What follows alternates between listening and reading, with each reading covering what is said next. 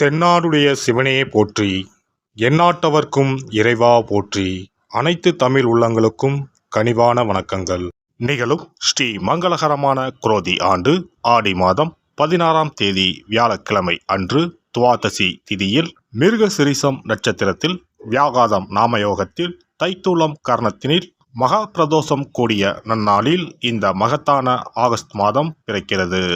இம்மாத கிரகநிலை என பார்த்தால் ரிஷபராசியில் குரு பகவானும் செவ்வாய் பகவானும், கடகராசியில் சூரிய பகவானும் புதன் பகவானும், சிம்ம ராசியில் சுக்கிர பகவானும், கன்னிராசியில் கேது பகவானும் உள்ளனர். கும்பராசியில் சனி பகவான் வக்ர நிலையில் உள்ளார். மீனராசியில் ராகு பகவான் சஞ்சாரம் செய்கின்றார். இம்மாத கிரக பெயர்ச்சி என எடுத்துக்கொண்டால் ஆகஸ்ட் மாதம் 1ஆம் தேதியே சுக்கிர பகவானின் பெயர்ச்சி சிம்மத்தில் நடைபெறுகிறது. ஆகஸ்ட் 17ஆம் தேதி சூரிய பகவான் சிம்ம ராசிக்கு பெயர்ச்சியாகின்றார். ஆகஸ்ட் மாதம் 26ஆம் தேதி செவ்வாய் பகவான் மிதுன ராசிக்கு பெயர்ச்சியாகின்றார். ஆகஸ்ட் மாதம் 26ஆம் தேதி சுக்கிர பகவான் கன்னி ராசிக்கு பெயர்ச்சியாகின்றார். இம்மாதம் 31ஆம் தேதி புதன் பகவான் சிம்மத்திற்கு பெயர்ச்சியாகின்றார். இந்த கிரகங்களின் சஞ்சாரம் மற்றும் இடப்பெயர்ச்சியால் உங்கள் ராசிக்கு இம்மாதம் என்னென்ன பலன்கள் கிடைக்கப் போகின்றது என்பதனையும், அசுப பலன்கள் ஏற்படுமாயின் ராசிக்காரர்கள் செய்ய வேண்டிய பரிகாரம் என்ன, வழிபட வேண்டிய தெய்வம் யார் என்பதனையும் காண்போம். உங்கள் வாழ்வில் வளமும் நலமும் செல்வ செழிப்பும் பெற்று வாழ்வில் உயரிய நிலையை அடைய எல்லாம் வல்ல எம்பெருமானை வேண்டி விரும்பி கேட்டுக்கொள்கிறேன். தனுசு ராசி அன்பர்களே, இந்த மாதம் எதிர்பார்த்த நல்ல செயல்கள் நடக்கும். உடல் ஆரோக்கியம் உண்டாகும். கடன் பிரச்சனைகள் தொல்லை தராமல் இருக்கும். எதிர்பார்த்த பண வசதி கிடைக்கும்.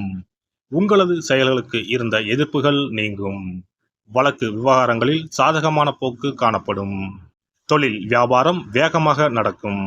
எதிர்பார்த்த பணவரத்து இருந்தாலும் வியாபாரம் தொடர்பான செலவுகள் கூடும். போட்டிகள் தொல்லை தராமல் இருக்கும். உத்தியோகத்தில் இருப்பவர்கள் பணிச்சுமை குறைந்து காணப்படுவார்கள். வேலை திறமைக்கு பாராட்டுகள் கிடைக்கும். குடும்பத்தில் இருப்பவர்களுக்கு இருந்து வந்த நோய் நீங்கும். அவர்களது நலனில் அக்கறை காட்டுவீர்கள். கணவன் மனைவிக்கு இடையே கருத்து வேற்றுமை ஏற்படலாம். பிள்ளைகளிடம் கவனமாக எதையும் எடுத்து சொல்வது நல்லது. பூர்வீக சொத்துக்களில் இருந்த பிரச்சனைகள் தீரும். பெண்களை பொறுத்தவரை இம்மாதம் உங்களது காரியங்களுக்கு இருந்த எதிர்ப்புகள் விலகும். பணவரத்து திருப்தி தரும். மனக்குழப்பம் நீங்கும். மாணவர்களுக்கு பாடங்கள் படிக்க வேண்டுமே என்ற கவலை குறையும். சக மாணவர்களின் ஒத்துழைப்பு கிடைக்கும். கலைத்துறையினர் இம்மாதம் பொறுமையுடன் செயல்பட வேண்டும். மறைமுக போட்டிகளால் நெருக்கடிகளை சந்திக்கலாம். கவனமாக செயல்பட்டால் லாபம் பெறலாம். அயல் நாட்டில் இருந்து நல்ல செய்திகள் வந்து சேரும். அரசியல் துறையினருக்கு சமூகத்தில் நல்ல மதிப்பும் மரியாதையும் இருக்கும். மேலிடத்துடன் இருந்து வந்த கருத்து மோதல்கள் நீங்கும். நினைத்தபடி பண வரவுகளை பெறலாம். லாபத்தையும் பெறுவீர்கள். நட்சத்திர பலன்கள். மூலம் நட்சத்திரம்.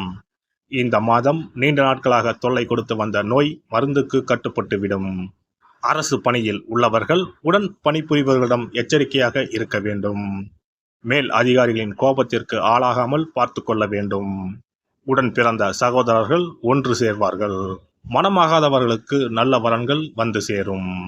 பூராடம் நட்சத்திரம். இந்த மாதம் வெளிநாடு செல்லும் திட்டம் நிறைவேறும். கொடுக்கல் வாங்கல் செய்வோர் எச்சரிக்கையாக இருக்க வேண்டிய மாதம். சமூகத்தில் நல்ல அந்தஸ்தை பெறுவீர்கள். பிள்ளைகள் பாராட்டை பெற்று பெற்றோர்களுக்கு மகிழ்ச்சி தருவார்கள். இதுவரை தொல்லை கொடுத்து வந்த எதிரிகள் விலகிச் செல்வார்கள். உத்திராடம் நட்சத்திரம். இந்த மாதம் பொது காரியத்தில் உள்ளவர்கள் சமூகத்தில் நல்ல மதிப்பும் மரியாதையும் பெறுவார்கள். குடும்பத்தில் இருந்து வந்த சண்டை நீங்கி தம்பதியர் ஒன்று சேர்வார்கள். ஆரோக்கியம் நன்றாக இருக்கும். நினைத்தபடி பண வரவுகளை பெறலாம். தொழில் அதிபர்கள் அதிக உற்பத்தியும் லாபத்தையும் பெறுவார்கள். வியாழக்கிழமை தோறும் மஞ்சள் சாமந்தி பூவை வாராகி தேவிக்கு அர்ப்பணித்து வழிபட நினைத்த காரியங்கள் நடந்தேறும். குடும்பத்தில் மகிழ்ச்சி அதிகரிக்கும். சிறப்பு தொகுப்பு. கண் திருஷ்டிகள் அகன்று தடைப்பட்டு கொண்டிருக்கும் காரியங்கள் நிறைவேற செய்ய வேண்டிய பரிகாரம் என்ன என்பதனை பற்றி காண்போம். வாழ்க்கையில் நல்ல நிலையில் இருந்தவர்கள் கூட திடீரென்று பொருளாதாரம் இழந்து மன கஷ்டங்களுடன் வாழும் நிலை ஏற்படும். இந்த நிலை எதனால் ஏற்பட்டது என்று ஆராய்ந்து பார்த்தால் பெரும்பாலும் அவர்களின் மீதான கண் திருஷ்டிதான் காரணமாக இருக்கும். கல்லடி பட்டாலும் கண்ணடி படக்கூடாது என்று சொல்வார்கள் அல்லவா, அது உண்மைதான். இது போன்ற பிறரின் பொறாமை கொண்ட கண் திருஷ்டியினால் பலரின் வாழ்க்கை சிரமத்திற்கு ஆளாக நேரிடும். இது போன்ற கண் திருஷ்டிகளிலிருந்து எப்படி தப்பிப்பது? இருக்கவே இருக்கிறது எளிதாக கிடைக்கும் ஊமத்தஞ்செடி.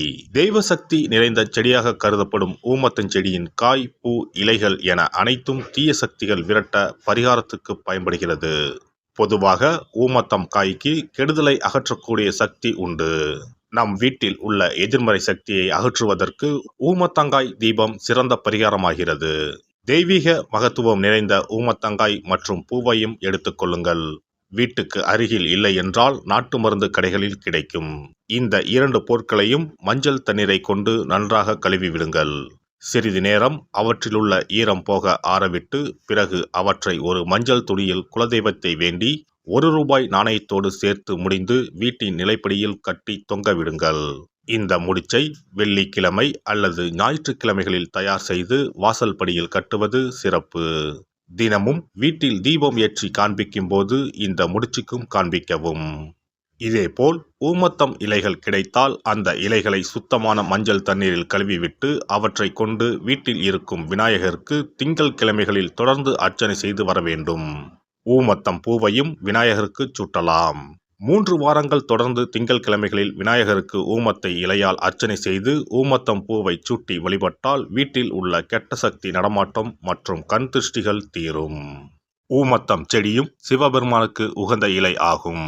இந்த ஊமத்தங்காய் வைத்து சிவபெருமானுக்கு தீபம் ஏற்றி வழிபடுவதன் மூலம் நமது பிரச்சனைகளில் இருந்து எளிதாக விடுபட முடியும். முதலில் 2 ஊமத்தங்காய்களை எடுத்துக்கொள்ள வேண்டும். அவற்றின் மீது முட்கள் இருப்பதால் மிகவும் கவனமாக கையாள வேண்டும். ஊமத்தங்காயின் காம்பு பகுதிகளை வெட்டி கொண்டு கத்தியை பயன்படுத்தி ஊமத்தங்காயின் உள்ளே இருக்கும் விதை பகுதியை முழுவதுமாக நீக்கிவிட வேண்டும். பின்னர் 2 அகல் விளக்குகள் மற்றும் விளக்கு வைப்பதற்கான 2 தட்டுகளை எடுத்து சுத்தம் செய்து அவற்றிற்கு மஞ்சள் குங்குமம் போட்டு வைத்துக் கொள்ள வேண்டும். பின்னர் 2 தட்டின் மீதும் ஒவ்வொரு அகல் விளக்கை வைத்துக் கொள்ள வேண்டும். அதன் பிறகு எப்போதும் பூஜை செய்வதற்கு வைப்பது போன்ற வெத்தலைப்பாக்கு, பழம் போன்றவற்றை வைத்துவிட்டு 2 விளக்குகளையும் ஏற்றி சிவபெருமானை மனதார வேண்டிக் கொள்ள வேண்டும். எனக்கு இருக்கும் பிரச்சனைகள் அனைத்தும் தீர்ந்து இன்பமான வாழ்க்கை கிடைக்க வேண்டும் என வேண்டிக் கொள்ள வேண்டும். இந்த பூஜையை வெள்ளிக்கிழமை அன்று தொடங்கினால் தொடர்ந்து 9 வெள்ளிக்கிழமைகள் செய்ய வேண்டும். ஊமத்தங்காயின் மீது எவ்வாறு முட்கள் இருக்கிறதோ அதுபோல நமது வாழ்க்கையில் இருக்கும் முட்கள் போன்ற பிரச்சனைகளை அவை தீர்த்து வைக்கின்றன. இந்த பூஜையை நாம் தொடர்ந்து செய்து வருவதால் நம் மீது இருக்கும் கண் திருஷ்டிகள் அகன்றுவிடும். தீராத துயரங்கள் தீர்ந்துவிடும். பணம், நகை நம்மிடம் பெருகி வரும். சிலருக்கு கையில் சுத்தமாக பணம் இருக்காது. வறுமை தாண்டவமாடும். கடன் தொல்லையால் கஷ்டப்படுவார்கள். பண பிரச்சனையில் சிக்கி கொண்டிருப்பவர்கள் இந்த தீபத்தை ஏற்றினால் 3 வாரங்களில் நல்ல பலனை பெற முடியும். தொழிலில் நல்ல முன்னேற்றம் இருக்கும். கடன் பிரச்சனைகள் தீரும். உறவினர்களிடையே பகைமை இருந்தால் அவையும் மறைந்துவிடும். நோய்வாய் உள்ளவர்கள் இந்த தீபத்தை ஏற்றுவதன் மூலம் நல்ல பலனை பெற முடியும். பொதுவாகவே எந்த பரிகாரம் என்றாலும் அதை முழு நம்பிக்கையுடன் செய்தால் மட்டுமே முழு பலன் கிடைக்கும் என்பதை நினைவில் கொள்ளுங்கள். எல்லாம் வல்ல இறையருளால் நீங்களும் உங்கள் அன்பு குடும்பமும் உடல் நலம், நீலாயுள், நிறை செல்வம், உயர் புகழ், மெய்ஞானம் ஓங்கி வாழ்க வளமுடன். இந்த வீடியோ பதிவு உங்களுக்கு பிடித்திருந்தால் லைக் பண்ணுங்க, கமெண்ட் பண்ணுங்க, ஷேர் பண்ணுங்க, மறக்காம சப்ஸ்கிரைப் பண்ணுங்க, பக்கத்துல இருக்கிற பெல் பட்டனை கிளிக் பண்ணுங்க. நன்றி, வணக்கம். ஓம் நமச்சிவாய. சிவாய நம.